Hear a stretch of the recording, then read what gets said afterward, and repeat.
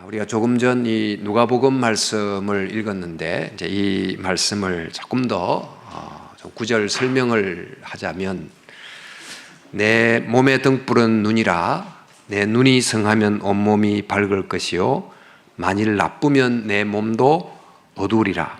그러므로 내 속에 있는 빛이 어둡지 아니한가 보라. 몸은 눈의 등불이다. 또 눈이 밝아야 몸도 밝다. 은유적 표현입니다. 무엇을 말하려고 하는 것입니까? 우리는 모든 외부의 사물을 눈을 통해서 보는데, 이 눈이 어두우면 사물이 잘 보이지 않고 또 길도 잘 보이지 않고 생활이 얼마나 불편해지겠습니까?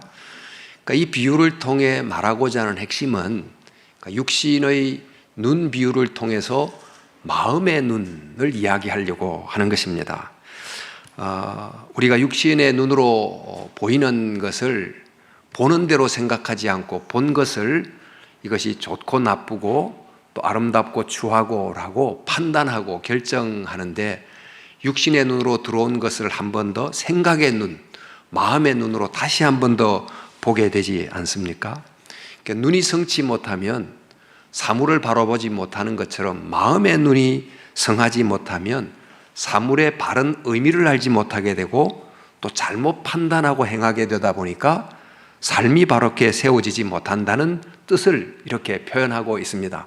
이 누가복음 말씀을 딱 한 줄 문장으로 요약해 쓰자면, 보는 것이 사는 것을 결정한다라고 할 수 있습니다. 그렇기 때문에 우리는 무엇을 어떻게 보느냐를 주목해야 되는 것입니다. 리처드 니스벳이라는 사람이 쓴 생각의 지도라고 하는 거의 고전같이 된 이 책에 보면, 동양과 서양 각각이 세계를 바라보는 굉장히 대조적 안목이 잘 기술되어 있는데, 예를 들어 서양은 자기를 소개할 때 자기 개인의 기질이나 성격을 중심으로 자기를 소개하는 반면에, 동양 사람은 자기가 속한 어떤 집단을 중심으로 또 지역과 가문을 중심으로 자기를 소개한다고 합니다.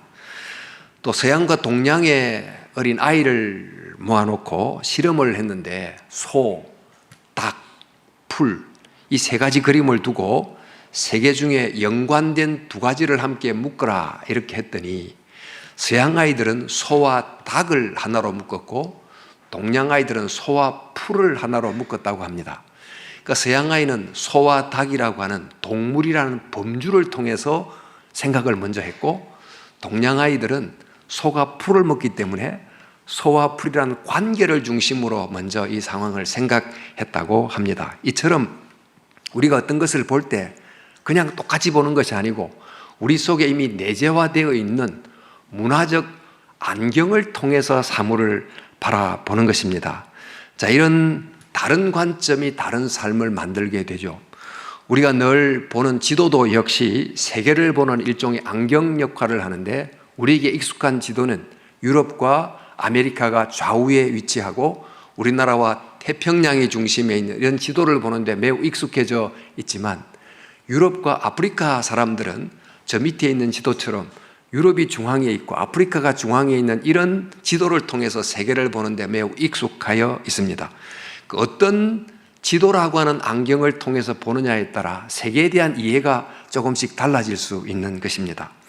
이처럼 우리는 여러 가지 생각의 안경을 통해서 세상을 보게 되어 있는데, 이 다양한 안경들은 세상의 다양한 면을 드러내기도 합니다.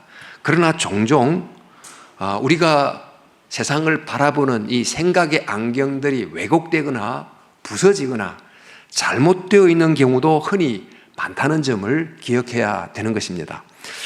돌프 베론이라는 분이 쓴 200년 전 악녀의 일기가 발견되다라고 하는 아주 얇은 책이 있습니다. 네덜란드의 한 백인 소녀가 14살 성년이 됐을 때 그 식민지에 거하면서 흑인을, 노예를 선물로 받습니다. 그러니까 이 어린 소녀가 이 노예의 삶을 담담하게 자기의 관점에서 쓴 일기장을 책으로 만든 이 책인데, 이 어린 소녀는 흑인 노예를 보면서 그저 자기의 시선으로 담담하게 쓰고 있는데, 자기가 지금 이 흑인 노예를 바라보는 관점이 백인 중심의 관점이라는 것을 전혀 의식하지 못하고 기록을 하고 있습니다. 때로는 흑인 노예를 자기 눈으로 볼 때 악녀처럼 보이는데, 사실 백인의 관점으로 바라보는 그녀가 사실은 악녀와 같은 모습이 된다는 걸 의식을 못하고 있다는 이런 이야기입니다. 이처럼 우리 속에 이미 내재화되어 있는 마음의 안경이 잘못되어 있다 보면 나는 옳다고 여기고 바라보는 것이 사실은 그렇지 않을 수도 있다는 것이지요. 참 튀르키예와 시리아에 엄청난 대지진이 일어났는데, 이 참사를 우리는 어떤 관점에서 바라보는 것이 이 참사의 핵심 진실을 제대로 보게 되는 걸까요? 이 재난의 현장을 에르도안 대통령이 방문을 해서는 이 재난은 국가도 어쩔 수 없는 운명의 문제다, 이렇게 말했다고 하는 뉴스의 보도가 있었습니다. 이 지진은 말 그대로 천재지변이다, 이런 이야기이지요. 물론 지진이야말로 인간의 손으로 어떻게 할 수 없는 천재인 것은 분명하지만, 이 지진으로 인한 피해조차도 인간의 힘으로 어떻게 할 수 없는 것인가? 이 에르도안 대통령은 이 재난을 오로지 천재로 돌리거나 또 일종의 알라의 뜻이나 인간의 개인 운명으로 보게 하면서 정부가 져야 될 마땅한 책임을 제대로 보지 못하게 하려는 의도가 있지 않았나라는 의혹의 시선을 많은 백성들이 보내고 있다고 합니다. 그런데 이렇게 보는 것이 과연 이런 튀르키예 재난을 보는 바른 관점일까요? 여러분도 뉴스를 통해서 많이 보셨겠지만, 이번 이 피해가 이렇게 컸던 것은 지진의 강도 때문이기보다는 이 지진 지역에 지어진 내진 설계법을 위반하고 지어진 부실공사가 너무 많았기 때문이라는 보도를 우리가 접합니다. 1999년도 일어난 7.8 강도의 대지진 때문에 수많은 사람들이 죽게 됐던 그 상황을 보니까 그 대지진 피해의 핵심 원인이 부실공사였다 하는 것을 알게 된 국민들로 인해서 그 당시 집권당이 완전히 실각하게 되고 에르도안이 정권을 잡고 무려 20년 통치를 하게 됐는데, 그때 그는 정말 내진 설계가 잘 된 건물을 약속을 했고, 또 지진세를 거두되 영구적인 세로 거두어서 무려 약 6조에 해당되는 세금을 거두어 들였다고 합니다. 그런데 재임 20년 동안 지어진 상당한 건물을 보니까 상당히 많은 건물이 부실공사임이 드러나게 됐고, 또 이번 지진 속에 그 건물들이 모래성처럼 허물어지듯이 무너지게 됐을 뿐만 아니고, 또 그 엄청난 지진세의 사용 용처도 애매한 것으로 보도가 됐습니다. 그러니까 이 부실공사 뒤에 일어난 여러 정경유착과 부패와 같은 것들이 이 지진의 피해를 엄청나게 키웠다 하는 것이 드러나게 된 셈이지요. 자, 그렇다면 이번 이 지진을 바르게 보는 관점이 뭘까요? 이것은 누구도 손댈 수 없는 천재지변이다 라는 관점일까요? 아니면 이 재난의 큰 피해는 인재다 라고 보는 것이 바른 관점일까요? 어떤 관점으로 보느냐에 따라 이 엄청난 재난의 진실이 제대로 보이느냐 보이지 않느냐를 결정한다고 할 수 있습니다. 바른 관점으로 봐야 무엇이 진짜 문제였고 누가 책임을 져야 되고 그 다음에 무엇을 고쳐야 되는지가 보이지 않겠습니까? 예수님 당시에 실로암 망대가 무너져서 18명이 죽게 되는 당시로서는 굉장히 큰 대형 참사가 일어나게 됐습니다. 누가복음 13장에 또 실로암에서 망대가 무너져 치어 죽은 18사람이 예루살렘에 거한 다른 모든 사람들보다 죄가 더 있는 줄 아느냐? 너희에게 이르노니 아니라 너희도 만일 회개하지 아니하면 다 이와 같이 망하리라. 당시 일어났던 이 대형 사고를 통해서 18사람이 죽게 됐는데, 이 사건을 그 시대의 사람들은 대부분 어떤 관점으로 바라보게 됐을까요? 그 대형 사고를 봤던 그 시대 사람들은 그 죽었던 18사람들이 죽게 된 이유는 그 사람들이 살아있는 다른 사람들에 비해서 죄가 많아서 하나님의 심판을 받아서 죽게 된 것이다 라고 생각하고 그 사건을 보게 된 것입니다. 우리 같으면 이 사람이 이런 고통을 당하는 것은 그 사람이 가진 전생에 죄가 많아서 그런 것이다 라고 보는 식으로 보게 된 거지요.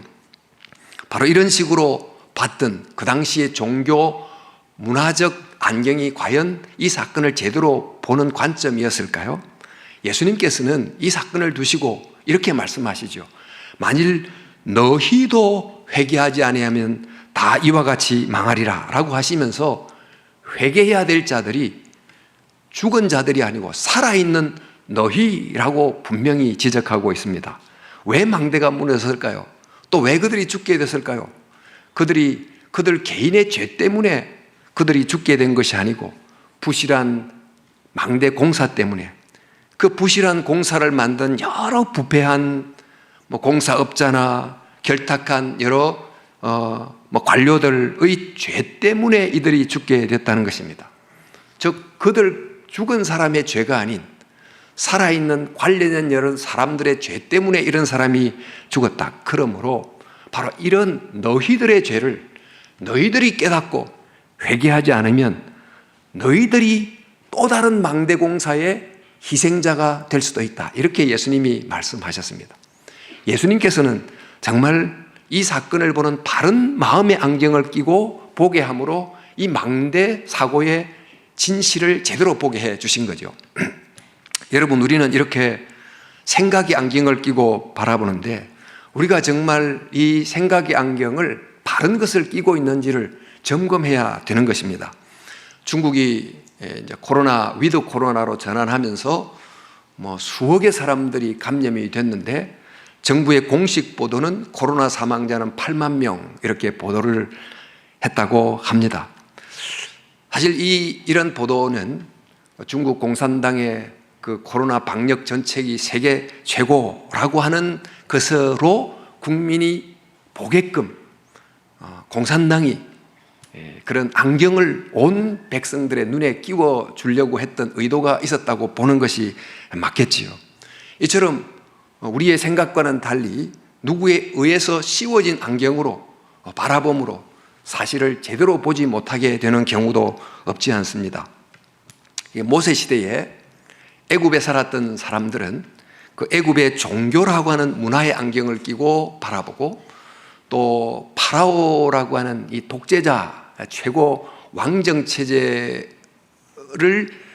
긍정하는 안경을 끼고 바라보도록 이렇게 살았습니다. 그 안경을 통해서 바라보니까 이 세계는 누가 다스리는가? 이 세계는 해, 달, 강, 각종 동물과 같은 이런 위계 질서를 가진 여러 신들이 각 영역을 분할해서 통치하고 있고 그 중에서 가장 위계 질서상 높은 해의 아들인 파라오가 대신 통치하고 있으니 그 애굽이란 나라에서는 오직 파라오만 존귀하고 다른 모든 존재는 파라오를 위해서 종속되고 또 노예처럼 봉사해야 된다라고 하는 문화를 거부감이 없이 받아들이는 세상이 되어 있었습니다. 바로 이런 애굽에서 살다가 이스라엘 백성이 출애굽을 했습니다. 몸은 애굽을 빠져나왔지만 그들의 마음의 안경에 애굽에 살면서 그들이 썼던 안경을 그대로 끼고 그들이 살았다고 하면 진정한 의미에서 출애굽한 것이 아니게 되는 거죠. 바로 그러한 이스라엘 백성들에게 모세가 하나님의 말씀을 전합니다. 그 내용이 바로 모세오경인데 그 중에 제일 첫 번째 책이 우리가 알고 있듯이 창세기입니다. 창세기를 열자마자 태초에 하나님이 천지를 창조하시니라 하고 선언하고 시작합니다. 지금 이 창세기 말씀을 통해서 모세는 그 이스라엘 백성들에게 그들이 꼈던 애굽적 안경을 벗겨내고 하나님의 말씀에 기초한 새로운 안경을 끼워줌으로 새롭게 하나님이 누군지 인간이 누군지 다시 보게 해주는 것입니다. 그 안경을 끼고 다시 보니까 애굽에서 섬겼던 수많은 신들은 신들이 아니고 하나님이 창조한 피조물에 불과하다는 것을 알게 됐고 그 새로운 안경을 끼고 보니까 파라오 혼자만 신의 아들이 아니고 남자도 여자도 심지어 노예도 종들도 하나님의 형상으로 창조된 존귀한 존재라고 하는 새로운 현실이 보이게 된 것입니다. 이렇게 그들의 눈을 바꿈으로 그들에게 약속된 새로운 삶을 하나님이 전개해 가게 된 거죠. 예수님 당시 정말 로마 제국 아래 고단한 삶을 살아가고 있었는데 그 시대에 살아갔던 사람들은 주로 4가지 종류의 안경으로 그 시대를 바라보게 됐어요. 첫 번째 안경이 바로 바리새인의 안경입니다.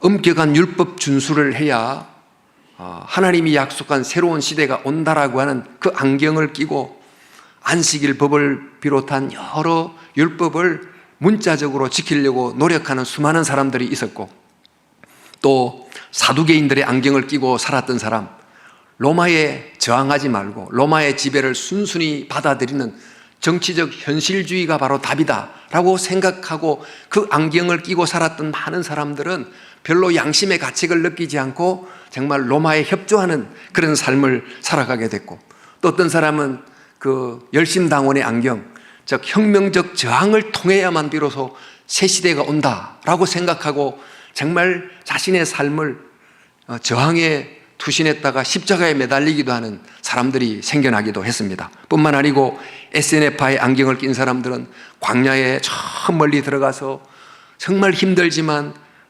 고립된 순수한 신앙 공동체를 이루는 그런 삶을 선택하기도 했던 거죠. 대부분 사람들은 이 넷 중에 하나의 안경을 끼고 세계를 보고 또 미래를 이해하고 있었을 때 예수님께서 나타나셔서 회개하라, 천국이 가까웠다 하고 하시면서 그들의 4가지 안경을 벗겨내고 예수님이 하나님의 나라라고 하는 새로운 안경을 끼워줌으로 하나님의 나라가 어떻게 오는지를 가르쳐 주게 된 것입니다.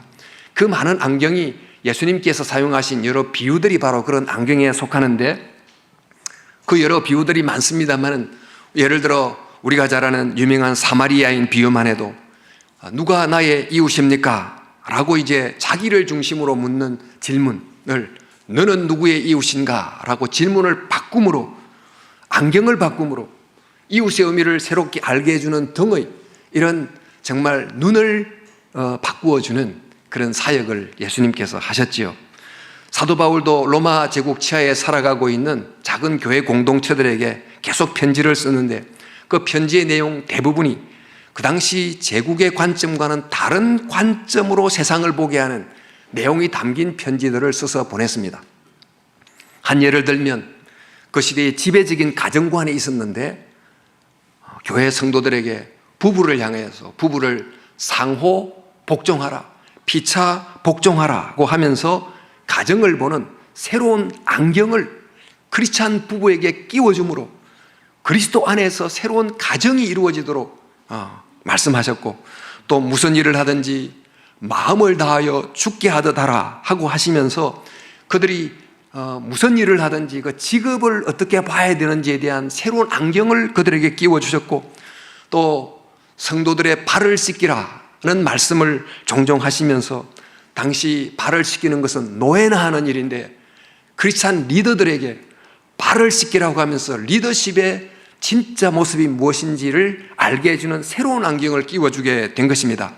이처럼 사도 바울은 삶의 각 영역에 대한 현실을 다르게 볼 수 있는 안경을 끼워줬는데, 로마서 12장 2절에 너희는 이 세대를 본받지 말고, 그 당시 시대는 로마 제국의 시대이지요. 로마 제국이 모든 사람들을 보게 해주는 그런 그 제국의 안경을 끼고 보지 말고 그 안경의 문제점이 뭔지를 알고 그것을 벗겨내고 오직 마음을 새롭게 함으로 하나님이 끼워주는 그 생각의 안경을 끼고 바라보라. 그래야 변화가 온다. 이런 말씀을 주님이 하게 되신 것입니다. 자, 여러분, 우리는 보는 것을 그냥 보면 그 사실을 있는 그대로 깨닫는다고 생각하지만 우리는 모든 것을 어떤 생각의 안경의 필터링을 통해서만 이해할 수 있는 것입니다. 지금 우리 시대는 사람들이 어떤 생각의 안경을 통해서 사물들을 인식하고 인간을 인식하고 살아가고 있을까요? 스티븐 윌킨스라고 하는 사람이 엄밀한 세계관이라고 하는 책에서 우리 시대 사람들이 쓰고 있는 8가지 안경을 이렇게 소개를 했어요. 그 하나는 개인주의, 소비주의, 국가주의, 도덕적 상대주의, 과학적 자연주의, 뉴에이지, 포스트 모던 부족주의, 종교가 된 심리치료, 이렇게 8가지 안경을 가지고 현대인들이 많이 본다라고 소개했는데, 물론 이 이상이 많이 있겠습니다만은 정말 나 개인을 모든 것의 중심으로 여기는 것을 당연하게 여기며 살아가는 개인주의 안경을 끼고 살아가는 사람이 얼마나 많이 있습니까?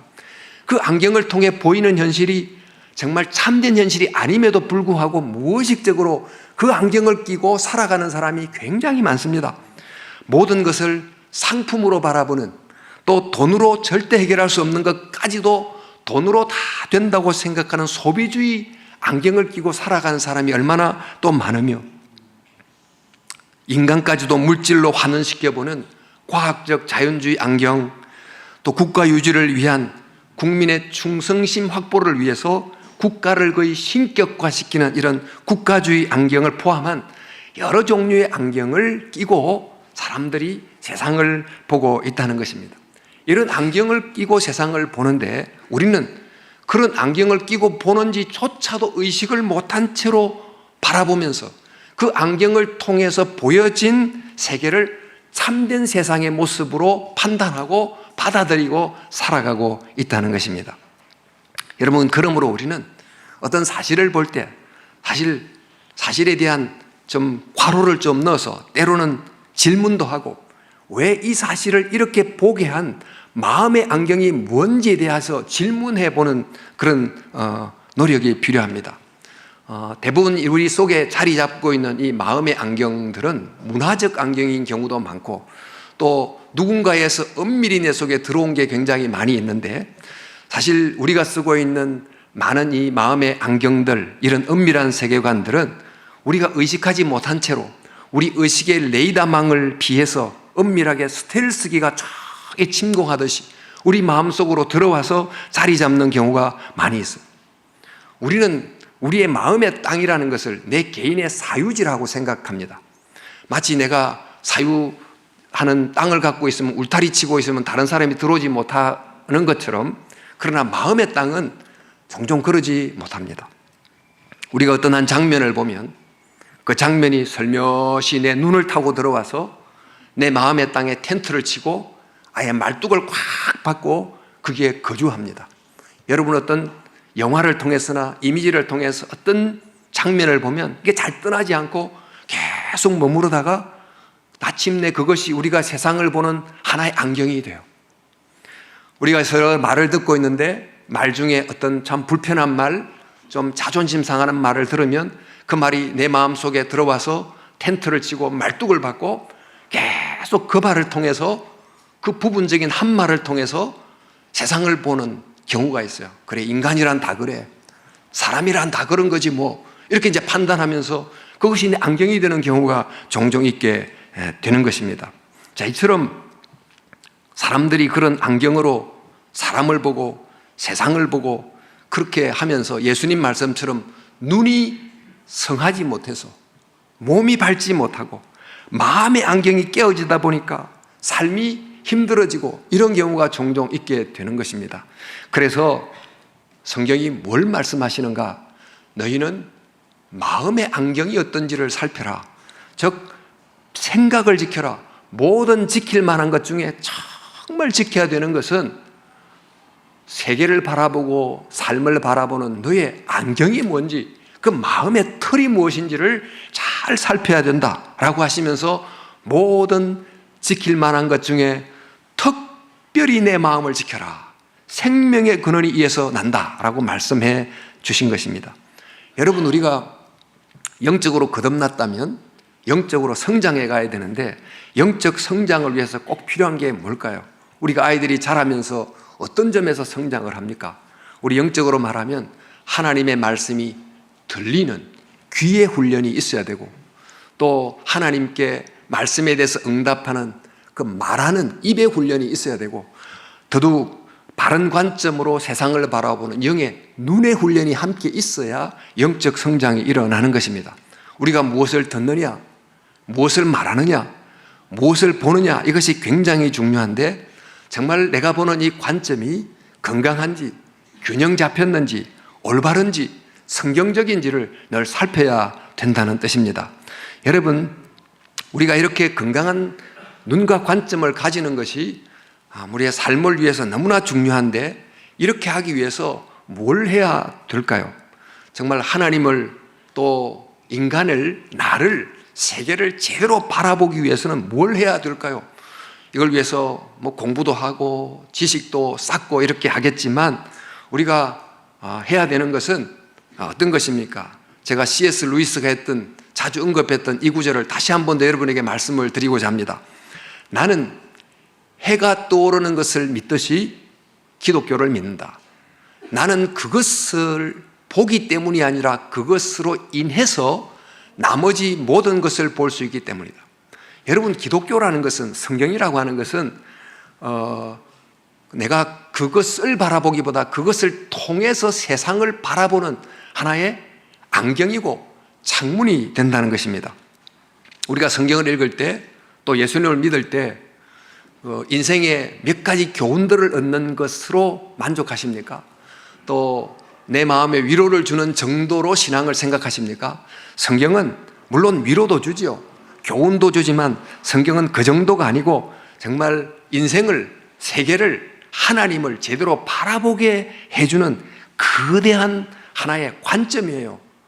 인생관이에요. 우리의 그릇된 시각을 교정해주고 바른 안목으로 보게 해주는 그런 시력 교정을 해주는 책이라는 것입니다. 우리가 살면서 정말 인생이니 인간, 가정, 사랑, 자유, 노동, 젊음, 늙음, 죽음, 고통, 성공, 돈, 수많은 이 필수적인 주제들과 씨름하면서 살아가는데 이 주제들, 이런 여러 단어들을 다 같이 사용하지만 단어의 의미는 다 틀리게 사용해요.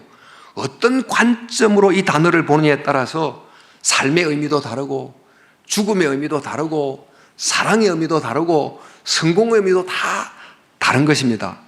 우리는 이 포스트 모던 시대, 개인주의 시대에 내 식으로 생각하면 된다고 생각하지만 그러나 여러분, 잘못된 관점으로 이해된 사랑의 의미, 자유의 의미, 인생의 의미, 그것이 결국 우리의 인생을 힘들게 만드는 것입니다. 주님의 말씀에 따르면 눈이 성하지 못하면 몸이 밝을 수가 없게 되는 거죠.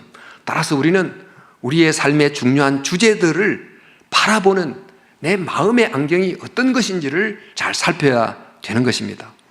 앞서 말씀드린 모세의 시대에 하나님이 창세기란 말씀을 통해서 애굽적 안경을 바꾸어서 정말 하나님과 인간과 세계를 제대로 보게 해 주셨던 것처럼, 또 하나님께서 예수님과 또 바울의 시대 때 하나님 예수님의 말씀과 바울의 편지를 통해서 그 유대주의자들의 안경을 벗겨내고 로마 제국주의자들의 안경을 벗겨내고 하나님 나라 바른 안경으로 보게 해주셨던 것처럼 주님은 지금도 우리들의 이 눈을 건강하게 해주는 일을 하려고 하시는 것입니다.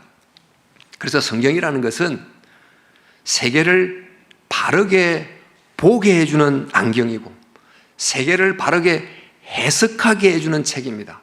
따라서 기독교의 성경은 여러 교훈들의 교훈 모음집 정도가 아니고 우리에게 세계관을, 인생관을 알려주는 일관성 있는 책이다. 그래서 기독교란 세계 해석적 종교다, 이렇게 부릅니다. 그런데 여러분, 이 기독교 성경은 우리 세계를 이렇게 바르게 해석하도록 도와주는 것으로 그치지 않고 그것의 기초에서 세계를 바르게 만들도록 하는 종교라고 해서 월터 스트로퍼라는 학자는 기독교는 세계 형성적 종교다, 그런 이야기를 하기도 했어요. 자, 여러분, 우리는 지금 관점의 문제, 눈의 문제가 매우 중요하다 하고 이 말씀을 하고 있습니다만 우리 자신에게 한번 적용해서 생각해 보십시오. 우리가 많은 문제를 겪으면서 살아가는데 사실 우리의 깊은 문제는 뭘까요?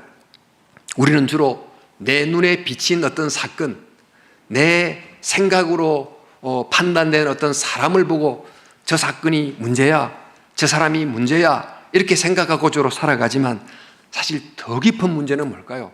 그 사람을 그렇게 바라보는 나의 관점, 그 사건을 그런 식으로 이해하는 내 관점이 사실은 훨씬 더 깊은 엄밀한 문제가 되는 것입니다.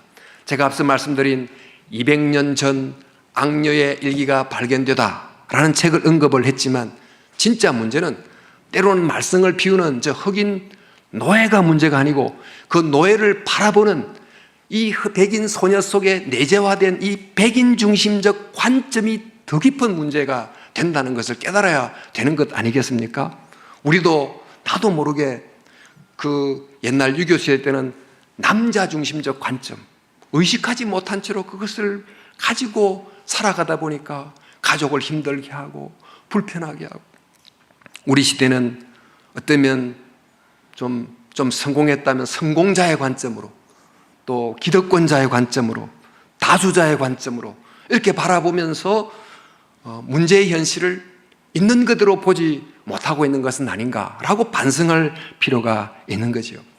지금 우리가 주위에서 보는 이 정치 문제를 포함한 인간 문제, 많은 문제들도 사실 조금만 들어가 보면 결국에 눈의 문제라는 것을 어렵지 않게 발견하게 됩니다.